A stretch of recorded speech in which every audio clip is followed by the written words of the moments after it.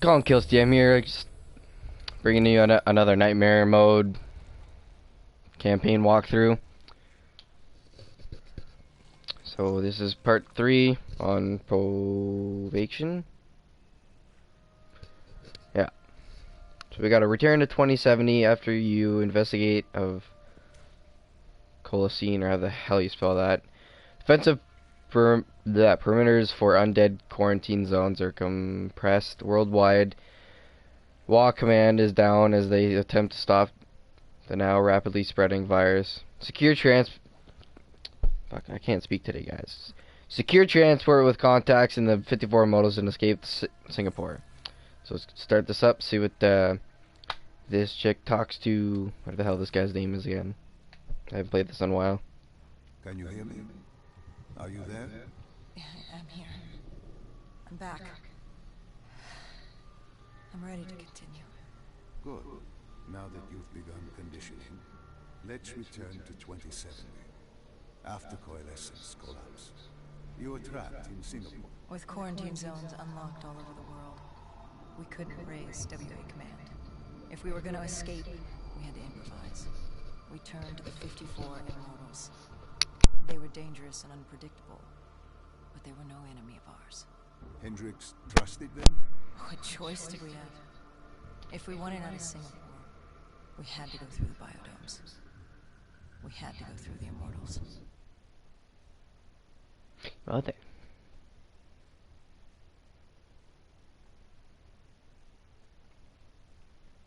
If you guys haven't checked out my video on how to, me explaining how to get Nightmare's Bone without completing the campaign, 'cause that's what I did. So make sure you go check that out on my YouTube channel. Getting in was easy. Getting out would be another matter entirely. At the time, the biodomes were the safest place to be. With the outbreak of 2060, the Immortals seized the marina and dug in. The biodomes were impenetrable. Dead-proof. Hendricks had a contact, Danny Lee. He was slimy as they come, but he could get us transport. Not only that, Taylor had beaten us out of the biodomes, and Danny claimed to know where he was heading. They had this information. Danny was convinced Gojulan had info on her central server. They were doing us a solid, really. But that didn't come cheap. They wanted food, water, weapons, reinforcements from the Winslow Accord. We agreed to their terms, with no idea if we could honor it. The Immortals were a people of their word, and quite efficient in punishing those who did not act the same. Danny was in a bad mood. The Immortals weren't exactly happy to see us. They knew our part in what had happened in Coalescence. Danny went so far as to accuse us of opening the containment zones ourselves. Hendricks persuaded him otherwise. But that didn't change how I felt. We were there. We had our chance to stop Diaz in the server room. You cannot blame yourself for what is out of your control. There were powers in play far greater than your own. Powers with far more control. You were a pawn in his game. You mean Deimos? Well, as it turns out, we weren't his only pawns in the room. How do you mean? You can get us a ride out? Sure, I'll give you that. But claiming to know where Taylor was? Know that saying, too good to be true? Something was wrong. There was something malevolent, malicious. I called Danny out. I wasn't too happy with that. But then again, we assumed he was just scared. The outbreak now occurring worldwide was unprecedented. We were all scared. Up till now, we'd become complacent. We got comfortable. The dead had stayed in their cage, and we kept pretending nothing had happened. Taylor and Diaz changed that. Pandemonium, riots, civil war, countries were already tearing themselves apart, in many cases before the dead even reached them. Danny wasn't scared. He was stalling. And it only took us another moment to find out why. The Ghost siblings. Danny set you up. No, no, no. This was different. It was their eyes. Hollow, empty, void of life, like they could see right through me. They all had it, just like Diaz. It was only later we found out all higher-ups in the Immortals were outfitted with D&I. Like us. If only we'd known the part our own technology would play. The thing about dead killers, though, there's always a plan B.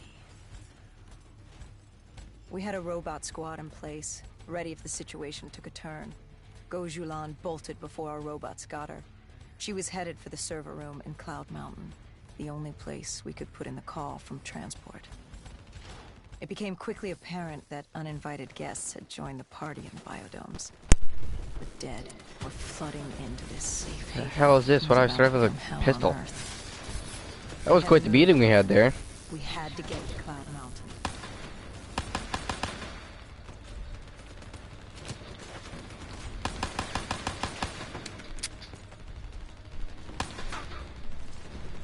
Why the hell is this guy still alive?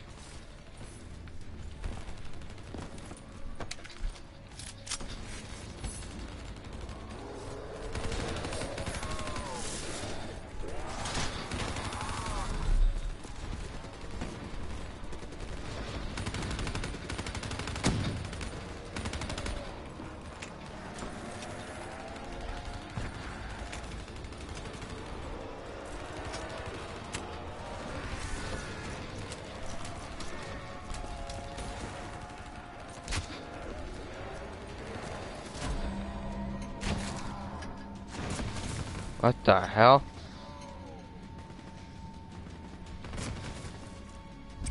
Oh, they're all frozen. That's pretty cool.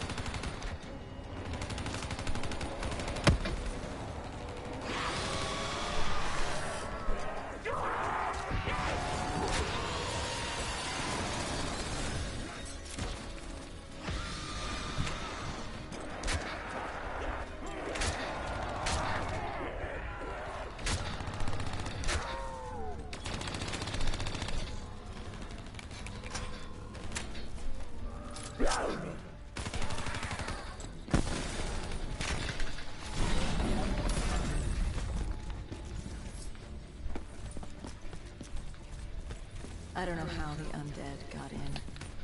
A forgotten open gate. A child's mistake. A poorly nailed board over a window. Yeah. It didn't matter.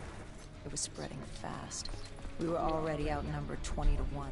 The remaining humans scrambling away. Locked in their homes.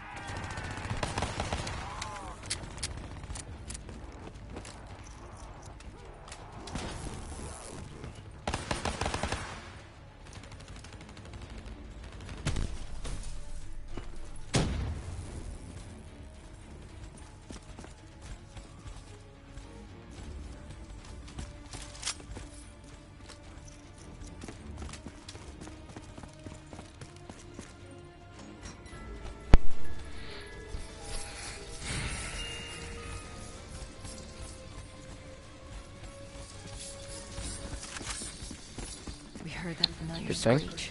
Parasites, mutated creatures born out of 6115 were flying towards us. What the fuck?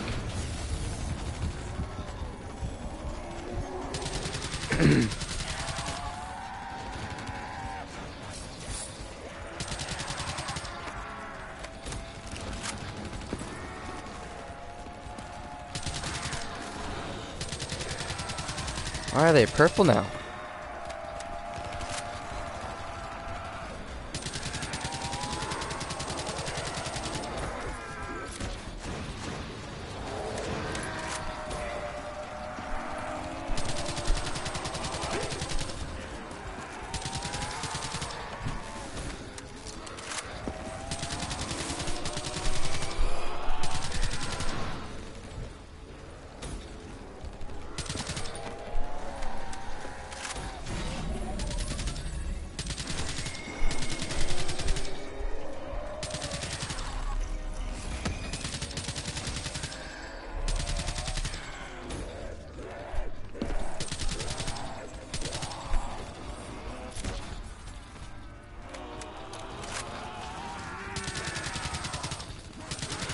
This thing's terrible. It doesn't even kill them.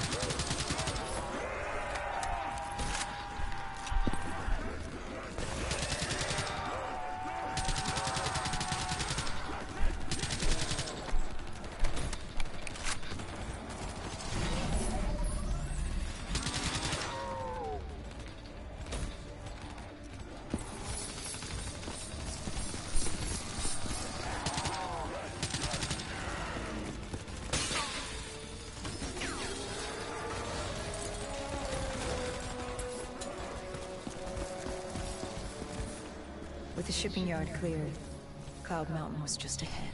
The server room at the top. The hell? We had a long climb ahead of us.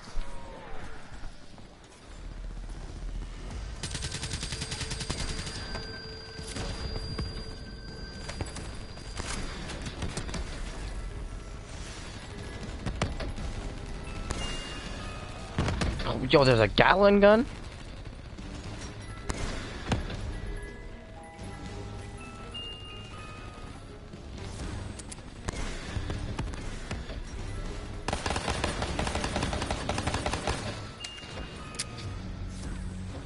Come on, give me that Gatling gun.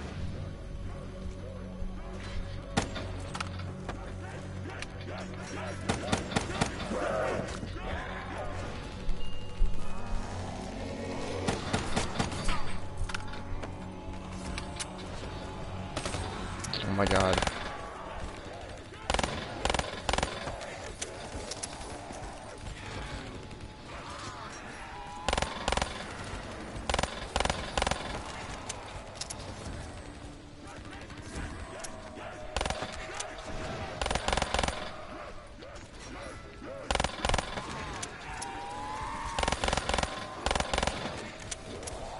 Yeah, I swear I saw a Gatling gun in there.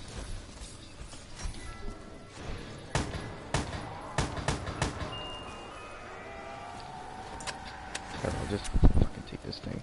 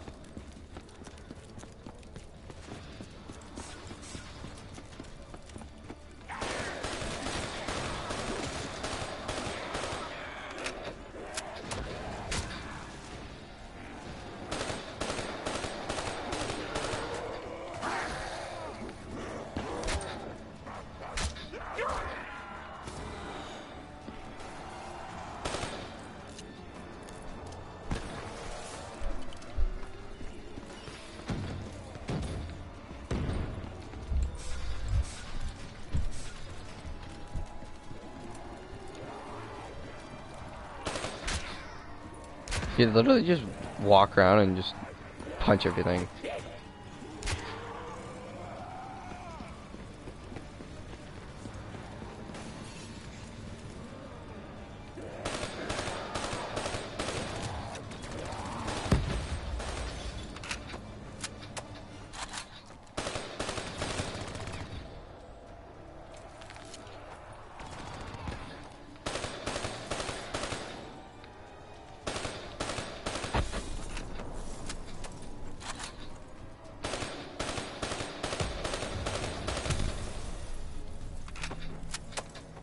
Okay, now what?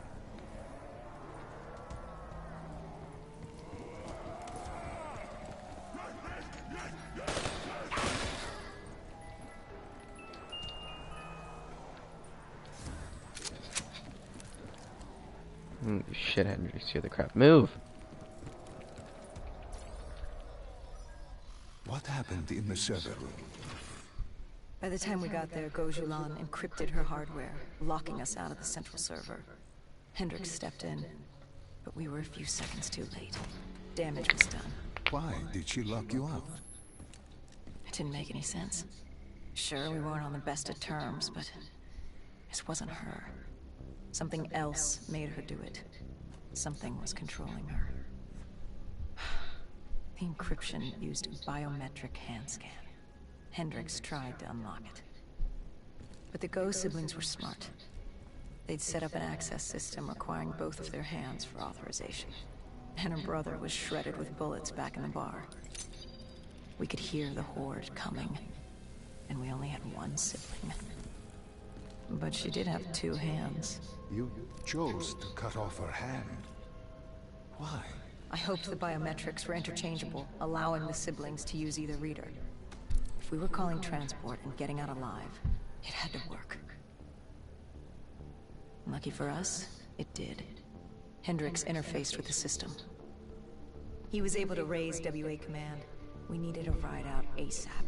They had a VTOL a few minutes out. Rendezvous was set for the top of the dome. But Hendrix wanted to know what Gojulan had on Taylor. Anything, even the smallest detail, would be helpful in picking up his trail. That would take some time. And time was something we didn't have. Hendrix searched the archives. I dealt with the incoming horde. Well, looks like it's hurting them. The fuck are they? Yo!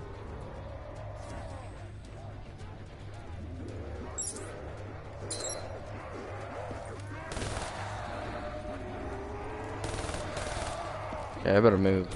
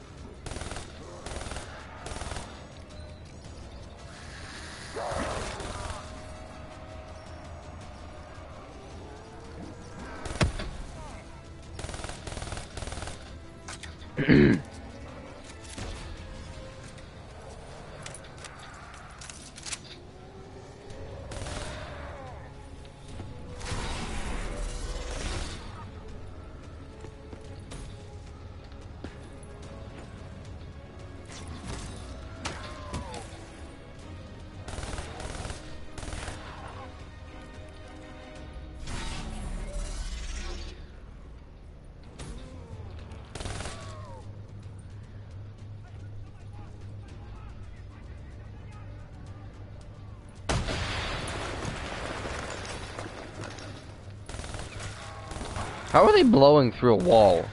They're zombies. I don't get that. Oh, shit, don't go in here. Yo, that was a bad idea.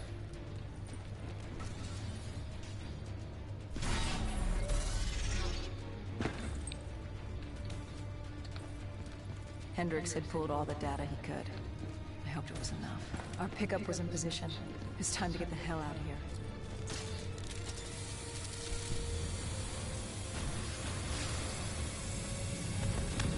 Bird wasn't alone in the sky. Our VTOL had caught the attention of an old automated race. We needed to find another way.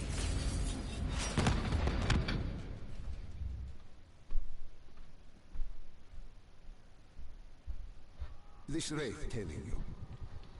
It was like the malfunctioning robots you found in different quarantine zones. The kind targeting anything and everything as an enemy. Just like that.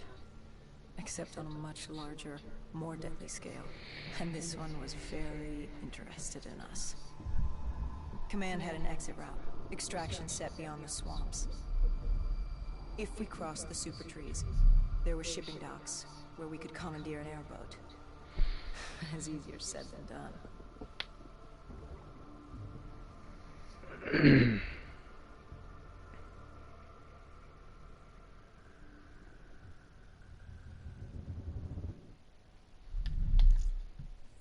So that's it. It's the end of the walkthrough of part 3 for Nightmares mode. Hope you guys enjoyed.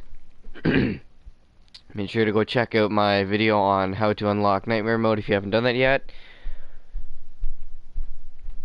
And I'll see you guys later. Make sure you leave a thumbs up. Go subscribe. More Black Ops daily content. And I'll see you guys later.